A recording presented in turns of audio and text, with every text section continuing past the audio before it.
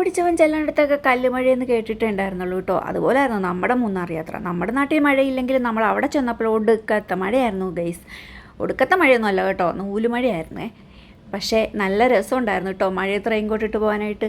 Shirt ഇട്ടിട്ട് അതിൻ്റെ മേളിലൊരു hoodie ഇട്ട് അതിൻ്റെ മേളിലൊരു വാട്ടർ പ്രൂഫ് ജാക്കറ്റും ഇട്ട് പിന്നെ അതിൻ്റെ മേളിലൊരു മഴക്കോട്ടും ഇട്ടിട്ട് പോകുന്നല്ലേ കെട്ടിയോനാണ് കേട്ടോ ഈ നിൽക്കണതേ.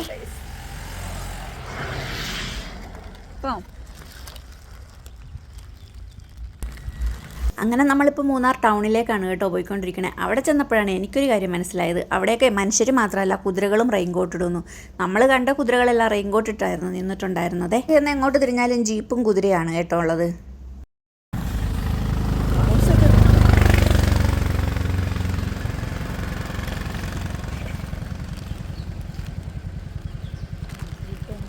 പോയിക്കൊണ്ടിരുന്നപ്പോഴാണ് കേട്ടോ കരിക്ക് വിൽക്കണം കണ്ടത്.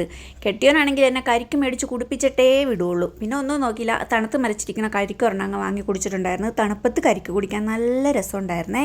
അങ്ങനെ കരിക്കെല്ലാം കുടിച്ച് നമ്മൾ ആ കൊടുങ്കാട്ടി കൂടി വെച്ച് പിടിക്കണതേ മാട്ടുപ്പെട്ടി ടോപ്പ് സ്റ്റേഷനിലോട്ടാണ് കേട്ടോ.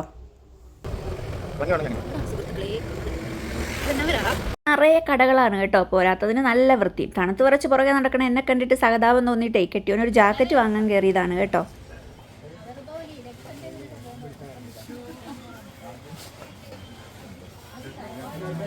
അങ്ങനെ ജാക്കറ്റെല്ലാം ഇട്ട് കഴിഞ്ഞപ്പോൾ ഞാൻ കെട്ടിയോനോട് പറഞ്ഞു കേട്ടോ, നിങ്ങൾ പൊന്നപ്പനല്ലടാ തങ്കപ്പനാണെന്നേ. അങ്ങനെ ജാക്കറ്റൊക്കെ ഇട്ടിട്ടുള്ള എൻ്റെ പ്രഹസനങ്ങളാണ് കേട്ടോ ഇതെല്ലാം. തലകുത്തി നിൽക്കണോ, തിരിഞ്ഞു നിൽക്കണോ, മറിഞ്ഞു നിൽക്കണോ, തലകുത്തി നിൽക്കണോ. അവസാനം കെട്ടിയോൻ എന്നെ വലിച്ചാണ് കേട്ടോ അവിടുന്ന് കൊണ്ടുവന്നിട്ടുണ്ടായിരുന്നേ.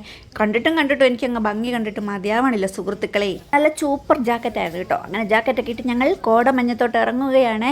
അപ്പം അടുത്ത വീഡിയോയിൽ നമുക്ക് ബാക്കി വിശേഷങ്ങൾ കാണാം. Tata bye. ഓക്കെ.